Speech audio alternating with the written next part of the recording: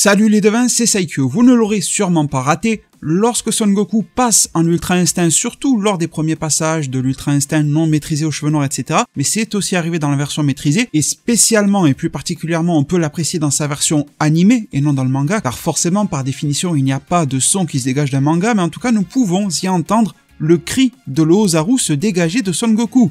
C'est un cri de fond, tout le monde ne l'a pas forcément perçu, mais n'hésitez pas à vous repasser ces extraits de Son Goku qui passent en Ultra Instinct dans l'animé DBS pour les premières fois, vous y entendrez le rugissement de l'Ozaru, la forme donc de saint géant que les Saiyans peuvent arborer. Alors ce cri a probablement été ajouté par les équipes de Toei Animation dans la version animée de Dragon Ball Super afin de rendre la transformation liée à la technique de l'Ultra Instinct un peu plus cool, un peu plus classe et nous apporter de plus fortes sensations lorsque Son Goku subit ce changement d'état. Mais nombreux d'entre nous se questionnent et je trouve légitimement concernant le lien possible entre Goku Ultra Instinct et de manière générale un Saiyan qui passera en Ultra Instinct et l'Ozaru. L'Ozaru étant donc ce pouvoir, un changement de forme qui grâce à la queue du Saiyan que Son Goku n'a plus, de réveiller les instincts primaires de ce dernier. Et cela tombe très bien car nous sommes en train de parler d'un Saiyan qui essaye du mieux qu'il peut, Son Goku, de se déplacer, de se battre de manière instinctive, d'utiliser ce que l'on appelle avec la traduction anglaise l'Ultra Instinct. Et même si la dénomination japonaise est peut-être un petit peu moins explicite et un peu moins frappante que la version anglaise, donc le Migate no Gokui, celle-ci aussi implique de manière un petit peu plus implicite la notion de puiser dans ses instincts, de les canaliser, de les maîtriser. Alors selon moi, il serait assez logique qu'il soit cohérent dans l'œuvre que oui, l'Ultra Instinct fasse au moins partiellement appel à cette facette de Son Goku, à la facette donc d'Ozaru. Mais aujourd'hui, j'aimerais aller plus loin que cet aspect du cri de l'Ozaru lors de la transition vers l'Ultra Instinct et que l'on se demande ensemble si Son Goku par exemple, mais ce que je dis pourrait être valable pour tous les Saiyans de manière générale, mais si Son Goku pourrait utiliser l'Ultra Instinct sous sa forme d'Ozaru. De se demander si c'est possible et si oui, l'Ultra Instinct sous forme d'Ozaru serait-il réellement utile et efficace et donc bénéfique au combat. Concernant la possibilité de mixer l'Ozaru et l'Ultra Instinct, je vous dirais que celle-ci est possible sous certaines conditions. La première, c'est de ne pas se laisser submerger par l'Ozaru, donc déjà la forme première, bestiale, on l'oublie directement de l'Ozaru. Il faut donc, et cela coule de source, la forme maîtrisée de contrôle de l'Ozaru, comme l'a utilisé Vegeta, comme pouvait l'utiliser Bardock, et à partir de là, on aura déjà un très bon point de départ. Mais il faudra aussi que le Saiyan sache au préalable, avant de passer en Ozaru, se contrôler et sache activer et maîtriser l'Ultra Instinct. S'il essaye de le faire après, ça ne sera qu'une difficulté supplémentaire. Continuons alors avec notre exemple de Son Goku. Étant donné qu'il a déjà l'Ultra Instinct, prenons le Son Goku version fin de l'arc Moro. Il a déjà un très bon début de maîtrise de son Ultra Instinct, même si c'est pas totalement parfait. Et si il pouvait récupérer son ancienne queue de Saiyan, queue qui, je vous le rappelle, a été totalement détruite par Kami-sama, par donc l'ancienne divinité de la Terre avant Dende, qui est maintenant réunifié avec Piccolo, il s'était permis de détruire totalement la queue de Son Goku par sa racine, ça date et ça remonte, Goku était tout petit. Imaginons que Goku puisse alors récupérer cette queue-là, que Goku contrôle sa forme de l'Ozaru, et je pense que ça serait assez facile et accessible pour lui, notamment avec quelques conseils au préalable de la part de Vegeta, sa maîtrise actuelle de divers pouvoirs mortels, divins d'Ultra Instinct, je pense que quand même le contrôle de l'Ozaru serait une formalité. Il pourrait alors, en étant bien muni de ses prérequis et suite à une période d'accommodation, une fois en Ozaru, passer en Ultra Instinct, mixer et combiner les deux. Désormais que la possibilité de mixer l'Ozaru à l'Ultra Instinct nous paraît possible, il faut également se questionner sur son utilité. Est-il raisonnable et viable de passer du temps, énormément de temps, pour contrôler cette forme-là, de les mixer, de faire tout le cheminement de transition en plein combat, de changer de forme également? L'Ozaru change totalement la morphologie du Saiyan et notamment sa taille. Serait-il alors un réel argument pour Son Goku ou un autre Saiyan à l'avenir lors d'un combat absolument insurmontable, ou au final serait-il une perte de temps totale? À vrai dire, je suis assez convaincu qu'il y a des avantages et des inconvénients aux deux, et je vous dirais que l'Ozaru Ultra Instinct serait alors une forme de combat qui pourrait dans certains cas être bénéfique, mais qui ne sera pas à privilégier à chaque fois. Du côté des avantages, malgré le fait que l'Ozaru soit une étape de plus, donc une difficulté de plus se mettant sur la route du Saiyan qui veut accéder à ce pouvoir et mixer les deux, eh bien je pense qu'une fois ce travail très difficile réalisé, canalisé et maîtrisé, eh bien l'Ozaru Ultra Instinct, Son Goku par exemple, sera un être plus stable. Et cela on l'a un petit peu compris grâce à la fin de l'arc Moro. Vous avez bien vu que lorsque Moro, en ayant tous ses pouvoirs en lui, a ensuite assimilé celui de l'Ultra Instinct et le pouvoir angélique de manière générale de Merus, a eu besoin de faire recours à un corps beaucoup plus grand que le sien de base, la planète Terre, littéralement, et donc un corps beaucoup plus solide. En passant par le Ozaru, nous avons affaire à un corps plus grand dans lequel toute cette énergie folle peut se déployer avec plus d'ampleur, plus de marge. Un corps est donc une coquille plus solide pour contenir l'énergie, ce qui devrait permettre alors un meilleur maniement de cette énergie fraîchement générée et également une meilleure durabilité dans le temps. L'Ultra Instinct reste quelque chose d'assez difficile à maintenir très longtemps. Le corps de l'Ozaru pourrait alors permettre de renouveler cette énergie plus longtemps, mais également de l'utiliser de manière plus durable. Cependant, il y a d'autres éléments, des contres, des désavantages à prendre réellement en compte, c'est super important, surtout dans une stratégie de combat, car déjà il faut se rappeler de l'utilité principale de l'Ozaru.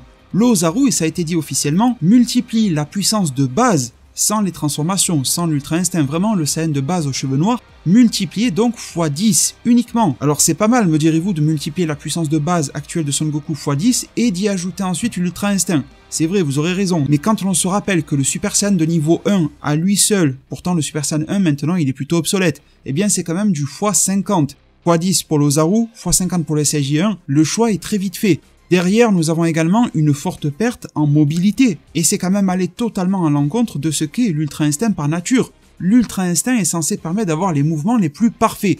Pourquoi alors s'encombrer avec un corps tel que celui-ci? Et on a vu aussi cet exemple avec Moro. Lorsque Moro est devenu la Terre, alors là c'est presque un exemple parodique, mais quand il est devenu la Terre, à quoi est-ce que son Ultra Instinct pouvait bien servir? À rien du tout. Tandis que lorsqu'il était sous sa forme de demi-bouc 7-3 un peu Mérus grâce à sa fourrure blanche, il pouvait rivaliser en termes de mouvement face à Son Goku. En prenant possession d'un corps gigantesque, l'utilité principale et maîtresse de l'Ultra Instinct a été perdue par Moro. Il a perdu en aisance et il perd alors totalement en effet de surprise. L'Ultra Instinct permet de prendre à revers son adversaire. On a vu lorsque Goku s'en est pris à Moro, quand Moro n'avait pas encore copié les pouvoirs de Mérus, les mouvements de Goku prenaient à chaque fois de revers par surprise le personnage de Moro, alors que Moro, 5 minutes plus tôt, avant que Goku ne passe dans cette forme de l'Ultra Instinct, dominait totalement Son Goku. Ça a vraiment retourné l'ordre des choses, donc pourquoi perdre ce désavantage en passant en Ozaru? En termes de conclusion par rapport à ce sujet, je vous dirais que oui, c'est possible de mixer l'Ozaru et l'Ultra Instinct.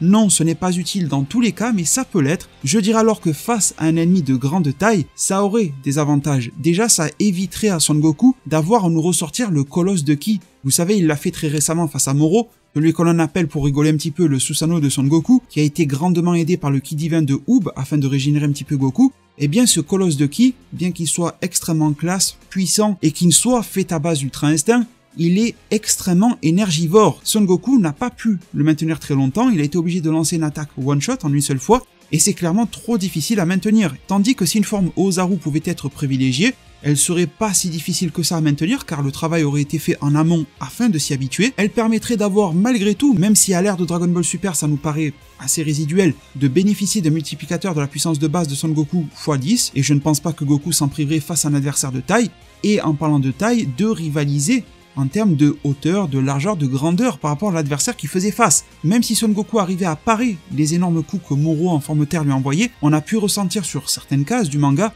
que lorsque Moro frappait, même si ça n'inquiétait pas Goku, Goku était au milieu d'un étau, il pouvait pas se libérer de ses énormes bras qui quand même restaient un minimum puissants face à lui. N'hésitez pas alors en zone commentaire à me partager votre avis sur la question. J'aimerais aller légèrement plus loin en termes de réflexion, mais ça reste tout à fait lié, c'est le cas de Broly.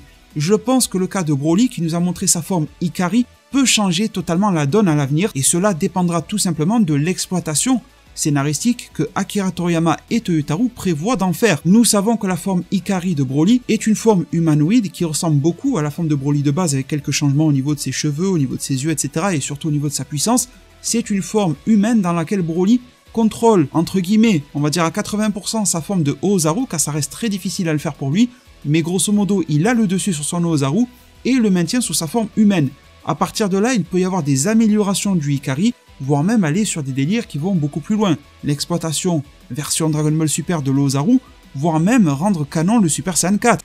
Et le cas de Broly pourrait venir remettre en cause toute l'analyse que l'on vient de faire dans cette vidéo par rapport à la mixité possible entre l'Ozaru et l'Ultra Instinct, car si on nous présente un Broly qui va puiser à fond dans l'Ozaru, ne même plus se contrôler, partir toujours en mode bestial, un peu comme les premières versions de Hulk qui ne se contrôlent pas, et bien clairement l'Ultra Instinct ne pourrait pas mettre un seul pied dans cette situation, on a besoin de maîtrise de soi. Mais dans tous les cas, que Broly se maîtrise ou non, je pense que l'avenir des évolutions de Broly vis-à-vis du Ikari pourrait venir révolutionner les pouvoirs que les Saiyans expriment. Et si l'on part dans la voie du contrôle, donc un Broly qui contrôlerait son Ikari, qui ensuite évoluerait vers une forme de Ozaru sous forme humaine, à taille humaine, Et pourquoi pas de le mixer avec son Super Saiyan, son Super Saiyan Berserker et j'en passe. Ça permettrait à Broly d'obtenir un contrôle de lui-même, parce que déjà en soi Broly ça vaut 1 million de Ozaru, c'est déjà super compliqué à contrôler. Si en plus il contrôle l'Ozaru qui sommeille en lui, il me semble, et vous me direz ce que vous en pensez en zone commentaire, qu'il aura déjà fait un énorme travail vers un simili de l'Ultra Instinct. Savoir maîtriser l'Ultra Instinct, c'est savoir aussi se contrôler, même si ce n'est pas que ça. Nous en arrivons alors au terme de cette vidéo, j'espère de tout cœur qu'elle vous a plu. N'hésitez pas à partager les sujets que vous aimeriez bien voir être développés à l'avenir sur ma chaîne YouTube. Merci infiniment pour tout votre soutien, pensez à vous abonner, à activer la cloche des notifications, à balancer un maximum de pouces bleus. Prenez tous extrêmement bien soin de votre futur, et à plus pour de prochains arts divinatoires.